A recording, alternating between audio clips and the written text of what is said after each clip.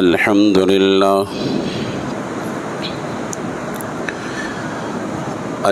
لله وكفى والصلاة والسلام على من لا نبي بعده ولا رسول بعده ولا معصوم بعده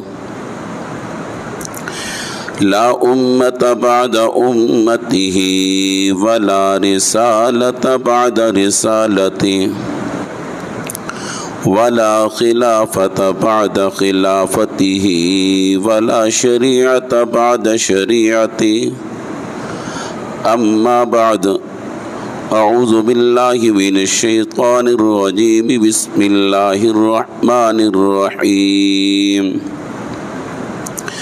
فمن يعمل مثقال ذرة خيرا يره ومن يعمل مثقال ذرة شرا يره قال الله تبارك وتعالى في مقام آخر هل يستوي الذين يعلمون والذين لا يعلمون رب اشرح لي صدري ويسر لي أمري واحلل عقدة من لساني يفقه قولي رب زدني علما نافعا رب زدني علما نافعا رب زدني علما نافعا سبحانك لا علم لنا إلا ما علمتنا إنك أنت العليم الحكيم.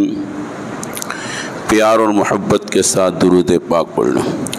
اللہم صل علی محمد وعلی آل محمد كما صليت على إبراهيم وعلى آل إبراهيم إنك حميد مجيد. اللهم بارك على محمد وعلى آل محمد كما باركت على إبراهيم وعلى آل إبراهيم إنك حميد مجيد. محترم سامعین ذی وقار، آج 24 ستمبر 2021 جمعۃ المبارک کا دن ہے. حدیث پاک میں آتا ہے دین کا ایک مسئلہ سمجھ میں آ جائے 100 رکعت نفل نماز سے بہتر ہے. یعنی ایک شخص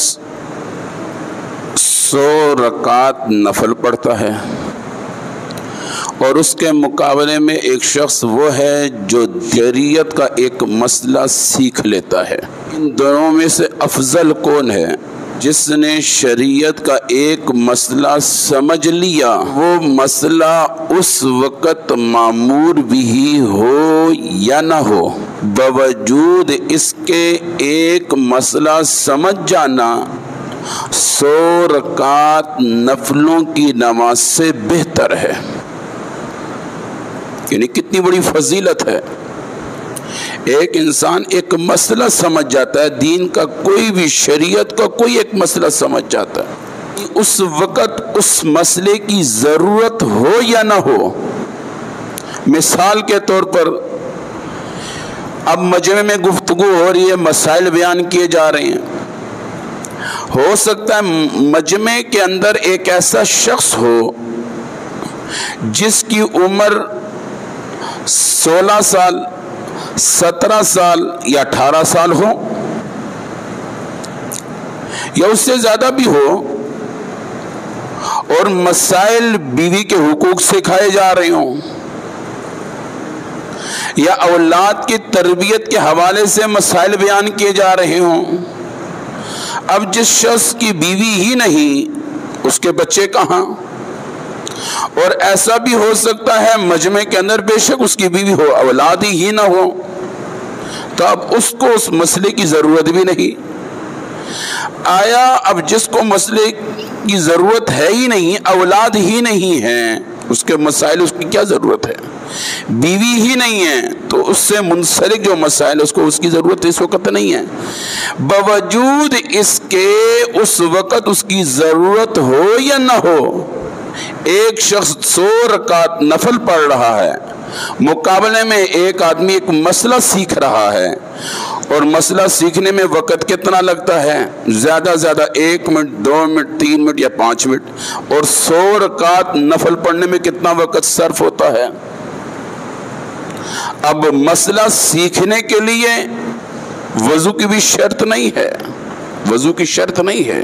اب مثال کے طور پر انسان کسی جگہ چلتے چلتے پتہ لگے یہاں پر کوئی بزرگ بیٹھے ہوئے ہیں اور وہاں پر مسائل کا تذکرہ ہو رہا ہے، یہ بھی جا کے بیٹھ گیا، وضو شضو نہیں ہے، بیٹھ گیا، مسئلہ سیکھ سکتا ہے۔ وہاں پر اس نے 2 مسئلے 3 مسئلے اس کی سمجھ میں آ گئے، اس نے سیکھ لیے۔ مقابلے میں ایک انسان 100 رکعت نوافل پڑھتا ہے، فرمایا اس کو اتنی فضیلت نہیں جتنی اس کو فضیلت ملی ہے جس نے ایک مسئلہ سیکھا۔ تو اس لیے ہمارے ہاں مسائل کا تذکرہ ہوتا ہے تاکہ ہم دین اور شریعت کو سمجھ سکیں، ہماری شریعت کیا ہے۔ روزمرہ کے حوالے سے مسائل سے واقفیت ہونا ضروری ہے۔ لباس ہم پہن رہے ہیں، اس کے سنت طریقے کیا ہیں؟ روزانہ کی بیس پر ہم کھانا کھا رہے ہیں، اس کھانے کھانے کے سنت طریقے کیا ہیں؟ روزانہ کی بنیاد پہ ہم واش روم جا رہے ہیں، اس واش روم جانے کا سنت طریقہ کیا ہے؟ روزانہ کی بنیاد پہ ہم گھر کے اندر سے نکل بھی رہے ہیں، گھر کے اندر داخل بھی ہو رہے ہیں، اس کا سنت طریقہ کیا ہے؟ روزانہ کی بنیاد پہ ہم پڑوسیوں سے مل بھی رہے ہیں، اس پڑوسیوں سے ملنے کے حقوق و طریقہ کار کیا ہیں؟ روزانہ کی بنیاد پہ ہم رشتہ داروں سے ملاقاتیں کرتے ہیں، فون کرتے ہیں، ان کا حال وال لیتے ہیں، اس کا شرعی مسئلہ کیا ہے؟ سنت طریقہ کیا ہے؟ اسی طرح روزانہ کی بنیاد پہ ہم بیماروں کی عیادت کرتے رہتے ہیں، پوچھتے رہتے ہیں، لیکن اس کا سنت طریقہ کیا ہے؟ یاد رکھنا، ایک سنت طریقے کے مطابق عمل کرنا اور ایک اپنی مرضی سے کوئی عمل کرنا۔ جیسے میرے دماغ میں، میری عقل میں، میری برادری یا رواج کیسا ہے؟ ایک ہے رسول اللہ صلی اللہ علیہ وسلم کی سنت کو سیکھ کر اور سنت کو سیکھنے کے بعد اس کے مطابق عمل کرنا، اس پہ اجر ہے۔ اگر انسان اپنی مرضی سے کوئی عمل کرتا ہے اس کا ثواب کبھی نہیں ملتا۔ کوئی بھی اچھا کام اعلیٰ سطح پہ کیوں نہ ہو، یہ ذہن میں رکھنا، کوئی بھی اچھا کام اعلیٰ سطح پہ کیوں نہ ہو لیکن اس میں نبی کا طریقہ معلوم نہیں ہے، قطعاً اجر نہیں ملتا، ثواب نہیں ملتا۔ جس مرضی مفتی سے پوچھنا، جس مرضی مولوی سے پوچھنا، ثواب نہیں ملتا۔ اپنے دماغ سے، اپنی عقل سے، اپنے وجدان سے، اپنے تخیل سے، اپنے دل سے یا معاشرے کو دیکھ کر کوئی بھی اچھا کام کرنا اس کا اجر نہیں ملا کرتا۔ یہ ذہن میں رکھا، ذہن میں رکھا۔ اس میں اس اچھے عمل میں کتنی مرضی خیر خواہی کیوں نہ ہو، اجر نہیں ملتا۔ ہمیشہ اجر اسی وقت ملے گا۔ نمبر 1 ہم نے یہ دیکھنا ہے یہ حکم میرے اللہ کا ہے یا نہیں ہے۔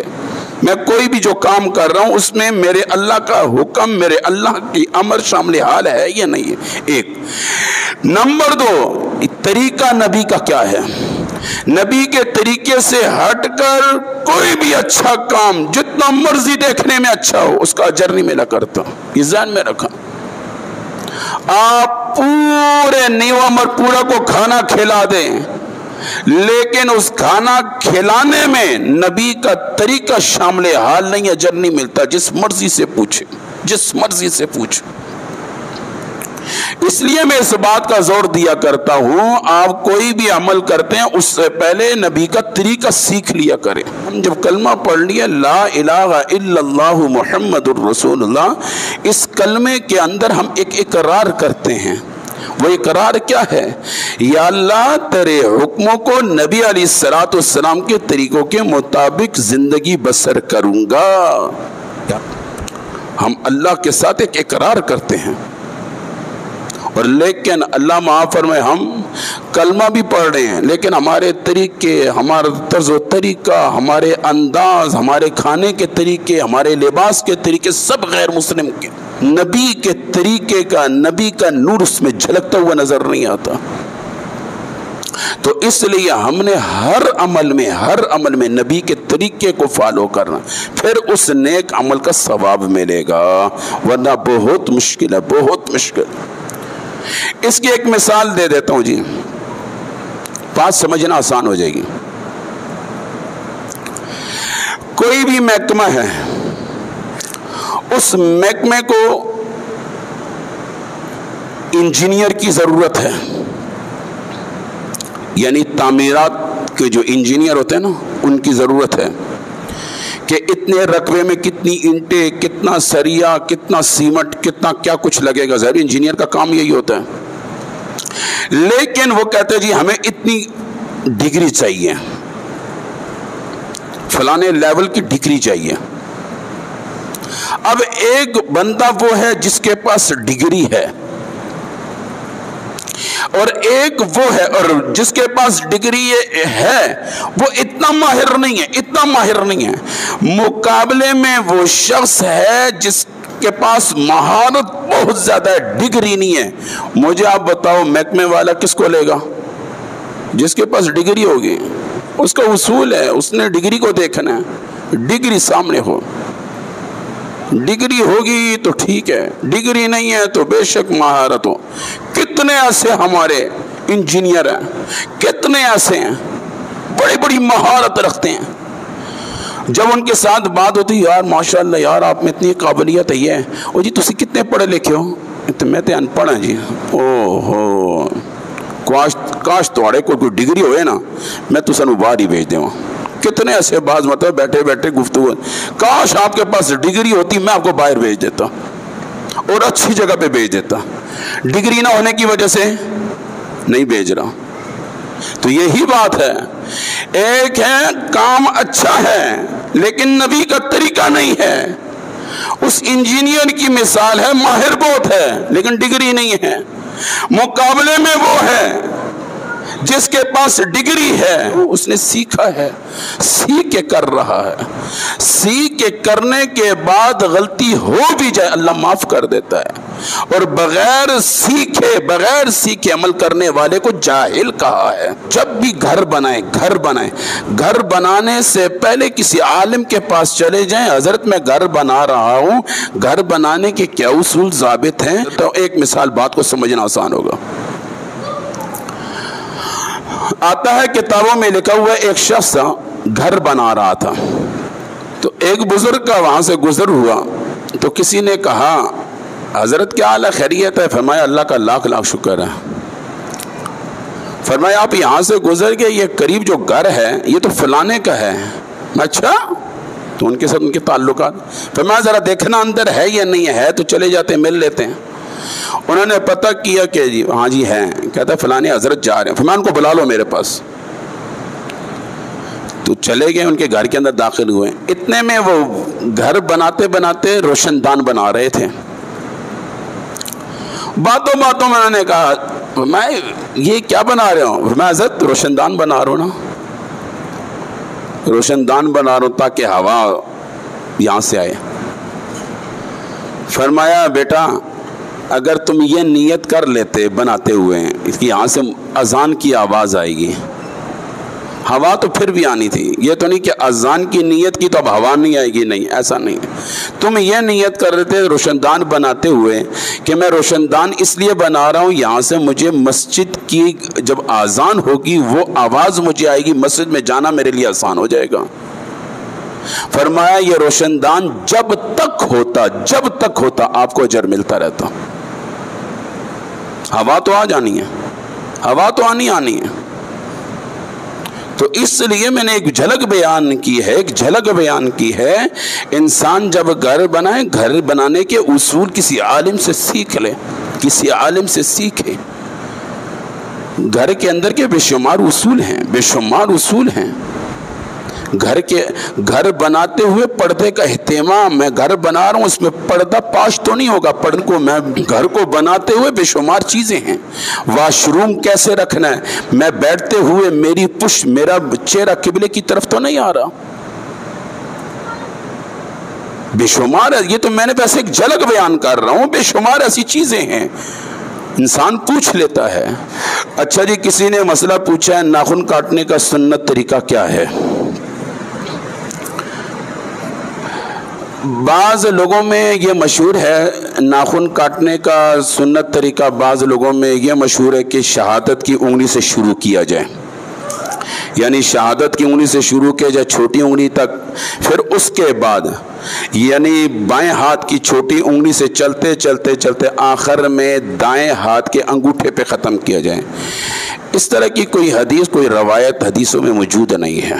ہاں یہ ضرور ہے، حضرت عائشہ رضی اللہ تعالیٰ عنہ سے روایت ہے آپ صلی اللہ علیہ وسلم ہر اچھا کام دائیں طرف سے کرتے تھے، یہ حدیث موجود ہے، ہر اچھا کام دائیں طرف سے کرتے تھے۔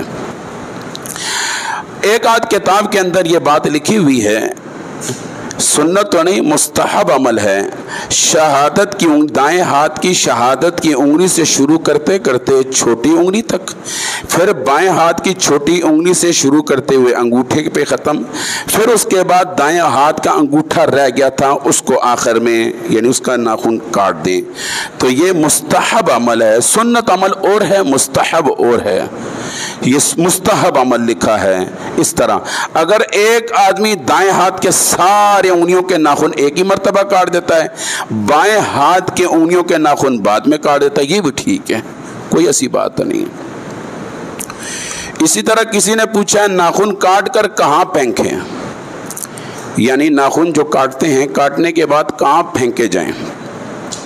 یہ ذہن میں رکھنا، یہ ناخن پر اور بالوں پر بہت جلدی جادو ہوتا ہے، یہ ذہن میں رکھنا، ناخن پر اور بالوں پر بہت جلدی جادو ہوتا ہے۔ پیارے حبیب صلی اللہ علیہ وسلم پر جو جادو ہوا تھا وہ بھی بالوں پر ہوا تھا، 11 گٹھا لگی ہوئی تھی، قل اعوذ برب الفلق من شر ما خلق ومن شر غاسق اذا وقب ومن شر النفاثات في العقد ومن شر حاسد اذا حسد بسم اللہ الرحمن الرحیم قل اعوذ برب الناس، یعنی 5 آیتیں سورۃ فلق کی ہیں، 6 آیتیں سورۃ ناس کی ہیں، 11 گٹھا تھی۔ اللہ نے فرمایا اے میرے پیارے حبیب ایک ایک آیت کو پڑھتے جاؤ، ایک ایک گرہ کھلتی چلی جائے گی، وہ 11 کے 11 گرہ کھل گئی تھی۔ تو اس لیے ناخن پہ اور بالوں پہ بڑا جلدی جادو ہوتا ہے، اس میں احتیاط کرنا چاہیے، بہت احتیاط کرنا چاہیے۔ یہ بھی نہیں ہے کہ انسان اس کو اتنا سنبھال کے رکھے، اتنا سنبھال کے رکھنے کی بھی چیز نہیں ہے، گھر کے اندر کاٹتا جا رہا سنبھالتا جا رہا سنبھالتا، اتنا بھی نہیں ہے، بس کاٹ کے کسی پاک جگہ پہ، کیونکہ اعضاء کا جسم کا ایک عضو ہے، جسم کا ایک عضو ہے، انسان کا احترام ضروری ہے اور انسان کے ساتھ لگے اعضاء کا بھی احترام ہے۔ جیسے بعض مرتبہ آپ نے دیکھا ہوگا کہ کینسر ہو جاتا ہے کسی انسان کو، ہاتھ میں پھیل جاتا ہے، پھر ہاتھ کاٹا جاتا ہے، بعض مرتبہ ہاتھ جب کاٹا جاتا ہے یہ نہیں کہ پھینک دیں، اس کو قبرستان میں دفن کرنا چاہیے، کیوں؟ انسان کا ہاتھ ہے، انسان معزز ہے، اس کے ساتھ لگے اعضاء بھی معزز ہے، احترام ضروری ہے۔ تو اس لیے ناخن جو کاٹ دیے جائیں اس کو پاک جگہ میں، صاف جگہ میں، کیاری وغیرہ اس طرح کے یعنی صاف جگہ میں، بلکہ یہاں تک آتا ہے راستے میں چلتے چلتے ناخن کو نہ کاٹا جائے، اس سے انسان کے اندر سستی پیدا ہوتی ہے، اور ناخن کو کاٹ کے گھر میں پھینکنے کی وجہ سے گھر میں پڑے رہیں، اس سے گھر کے اندر بے برکتی پیدا ہوتی ہے۔ جب ناخن کاٹ کے گھر میں اسی طرح پھینک دیتے ہیں کئی دن تک پڑے رہتے ہیں، اس سے گھر کے اندر بے برکتی پیدا ہوتی ہے، بعض نے فرمایا نحوست بھی پیدا ہوتی ہے۔ پاک جگہ میں، صاف جگہ میں رکھ دینا چاہیے۔ اسی طرح کسی نے پوچھا ناخن کتنے وقت تک کاٹنے چاہیے؟ ویسے حدیث مبارکہ میں تو آتا ہے ہفتے میں 1 دن، ہفتے میں 1 دن یعنی ہفتے میں 1 مرتبہ کاٹ دینا چاہیے، یعنی جمعے کے دن، یعنی ہر جمعے کو ناخن کاٹ دینے چاہیے۔ بعض لوگوں کے ناخن بہت आहिस्ता आहिस्ता बढ़ते हैं। यानी बाज़ लोगों के नाखून की जो बढ़ोतरी होती है ना, नाखून की जो नशोनुमा होती है वो आहिस्ता होती है, इतनी तेज़ी से नहीं होती। अगर एक जुम्मे को काटें दूसरे जुम्मे को इतने नहीं होते वो काट सकें, तो वो 2 हफ्तों के बाद काट दें, 10 दिन के बाद काट दें। लेकिन आया इसकी आखिरी मुद्दत क्या लिखी है, आखिरी से बहुत सुस्त आदमी है, बहुत सुस्त आदमी है, तो फरमाया 40 दिन से ऊपर ना जाएं। अच्छी बात है हर जुम्मे को नहीं तो एक जुम्मा छोड़ के दूसरे जुम्मे को, तो बहुत ज़्यादा सुस्त है, बहुत 40 दिन से ऊपर ना जाए। 40 दिन के अंदर अंदर हाथ पाँव के नाखून काट देने चाहिए। किसी ने पूछा है पाँव के जो नाखून है उसके काटने का तरीका वही है जो हाथ की उंगलियों के नाखून काटने का तरीका है।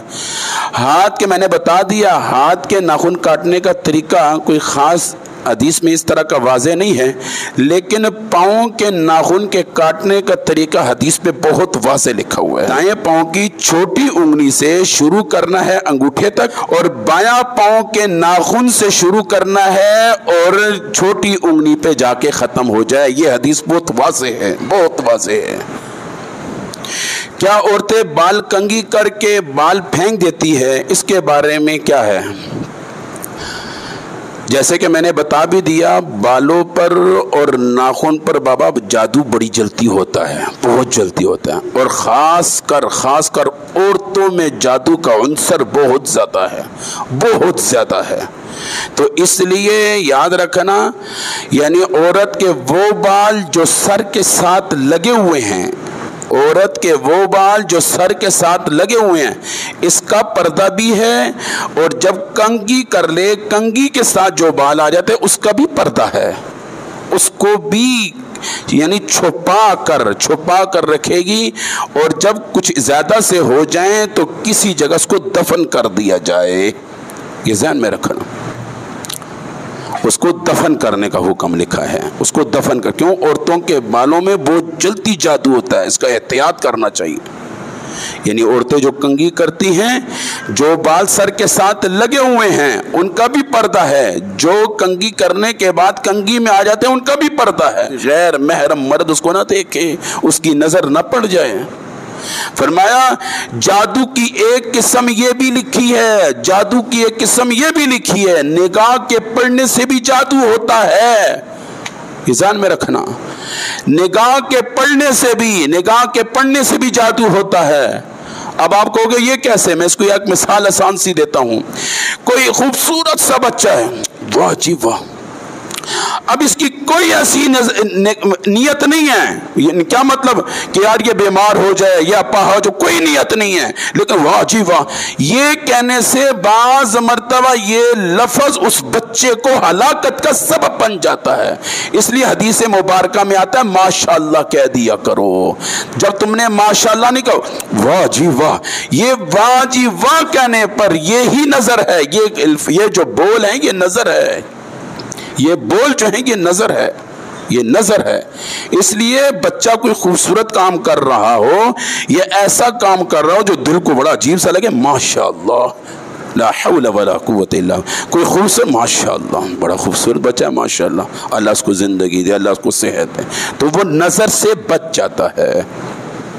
औरतें जो बाल पर कंघी करती हैं, कंघी करने के बाद बालों को जमा करके उसको फरोख्त करती हैं, ये हराम है, हराम है बाबा।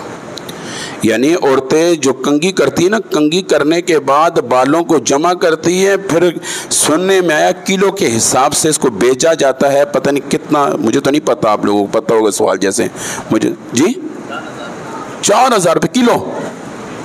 इन्ना लिल्लाहि व इन्ना इलैहि राजिऊन। बाबा इसे बचना चाहिए, ये हराम है, हराम है, हराम है। औरतें जो कंघी करती हैं, कंघी करने के साथ जो बालों को जमा करके फरोख्त होती है, हराम है, ये हराम है, इससे बचना चाहिए। और इसलिए आजकल आप देख रहे हो हर दूसरा घर मुतासर है, हर दूसरा घर। हमारी माएँ बहनें जादुओं पर, क्या पता जो आपसे वो बाल ले रहा है उसकी नीयत क्या है, आपको क्या पता किसने उसको भेजा है। आपको वो 4000 रुपये दे रहा है और उस माँ बेटी की पूरी जिंदगी तबाह बर्बाद हो रही है। اس پہ جادو کر کے اس کی پوری زندگی تباہ و برباد ہو جاتی ہے.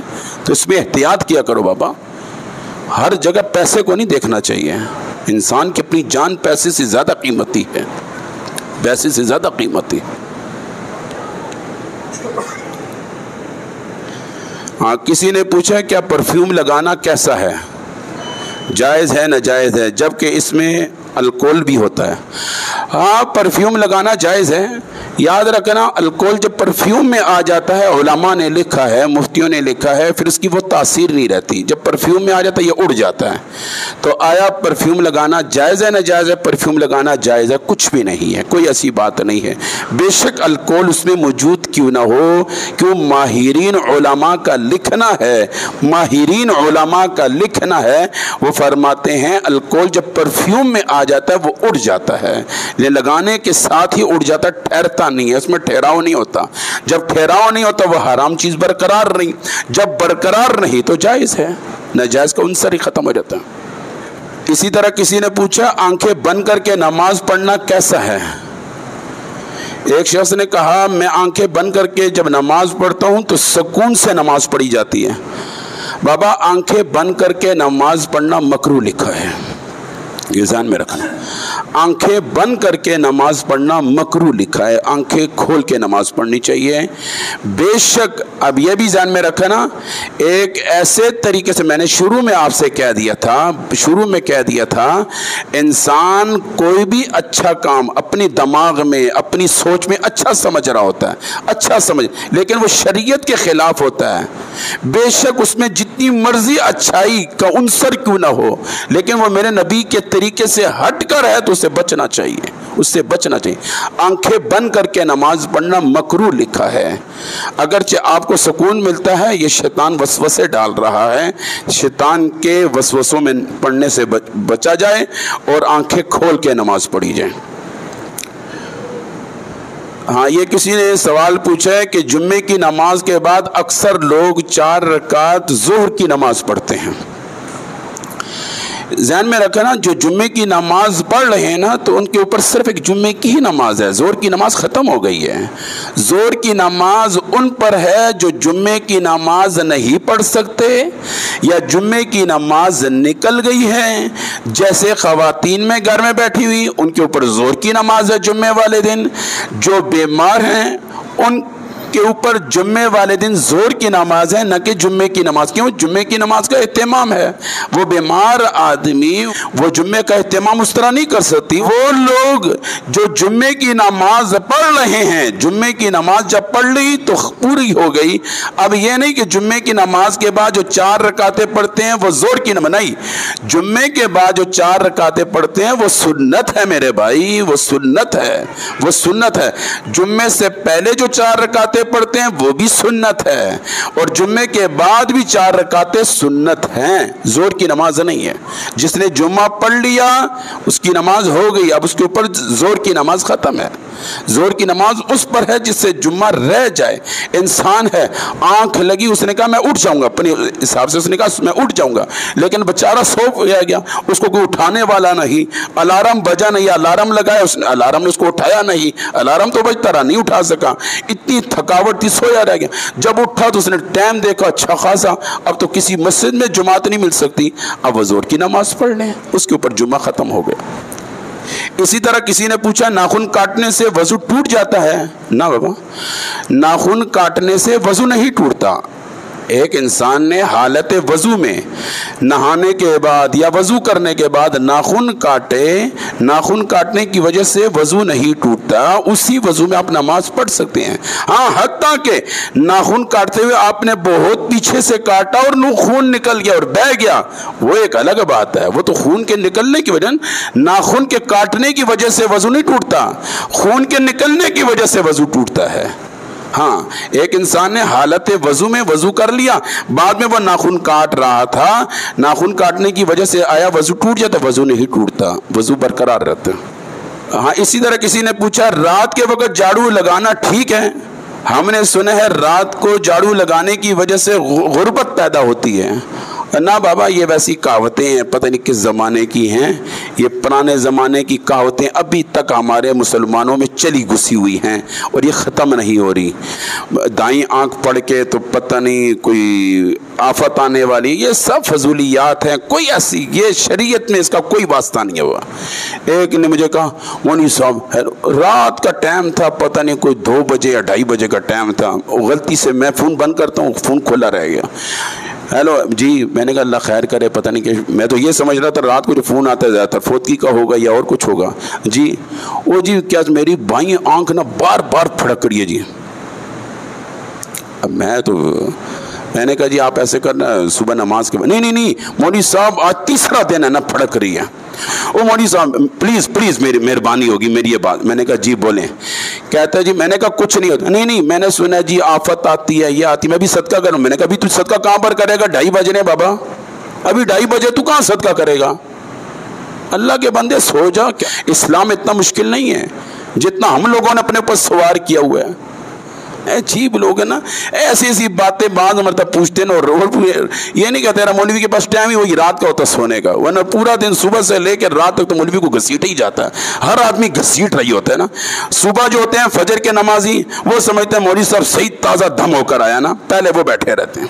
फिर उसके बाद नवाब के बच्चे जो 7 बजे उठने वाले होते हैं वो समझते हैं मौलवी साहब सही ताज़ा दम होगा, फिर वो घसीटते रहते हैं 8 बजे तक। फिर 8 वाले उठ के वो 9-10 बजे तक घसीटते हैं। फिर 10 बजे वाले उठ वो 12 बजे तक घसीटते हैं। फिर 12 बजे वाले उठने वाले वो समझते हैं जी हम फ्रेश है तो मौलवी साहब भी सही फ्रेश है, वो फिर घसीट रहे होते हैं 2। फिर जोर के बाद नवाब के बच्चे आ रहे होते हैं, वो असर तक घसीट रहे होते हैं। फिर असर के जो दफ्तर से जल्दी आने वाला होता है वो मगरिब तक घसीट रहा होता है। जो मगरिब से दफ्तर से आ जाता है वो इशा को घसीट रहा होता है। वो इशा को जो दुकान से आ रहा होता है वो रात को घसीट रहा होता है। जो बाज 10 बजे 11 बजे भी आके मुझे घसीट रही होते हैं। वो खुदा का खौफ करो यार, जैसे आप थक जाते हैं हम मौलवी भी थकते हैं। अब किसी को ना करो वो ना ऐसी लग जाती है ना, वो 10 बंदों तक फैल रही होती है। उस मौलवी को सलाम, नहीं मैं सलाम नहीं करता, छोड़ो उसको सलाम करना। उसको मैंने क्या एक फ़ोन किया तो उसने मेरा फ़ोन ही नहीं उठाया। मैंने ये कह दिया यार मेरे साथ थोड़ा घर में, वो आई नहीं। अजीब से लोगों, खुदा के बंदो, वो अल्लाह की ज़ात है जो थकती नहीं है। अल्लाह अल्लाह है यार, मखलूक है, मौलवी भी मखलूक है। जैसे आप थक जाते हैं मौलवी भी थक जाता है यार, मौलवी भी इंसान है। जैसे आप परेशान होते हैं बाज़ मतलब मौलवी भी परेशान होता है। जैसे आपके ख़ानदानी मामलात होते हैं मौलवी की ख़ानदानी मामलात होते हैं। आपके घरेलू मसाइल होते हैं मौलवी के घरेलू मसाइल होते हैं। आपकी बॉडी के अंदर कभी वीकनेस आती है, मौलवी की बॉडी में वीकनेस आ जाती है। आपके अंदर थकावट का अंसर होता है, मौलवी के अंदर भी थकावट का अंसर पाया जाता है पूरा उसी तरह। वो भी तुम्हारी तरह यही अमर पूरा का प्याज और आलू खाता है और कुछ नहीं खाता, यही खाता है। व आखिर दावाना अल्हम्दुलिल्लाहि रब्बिल आलमीन।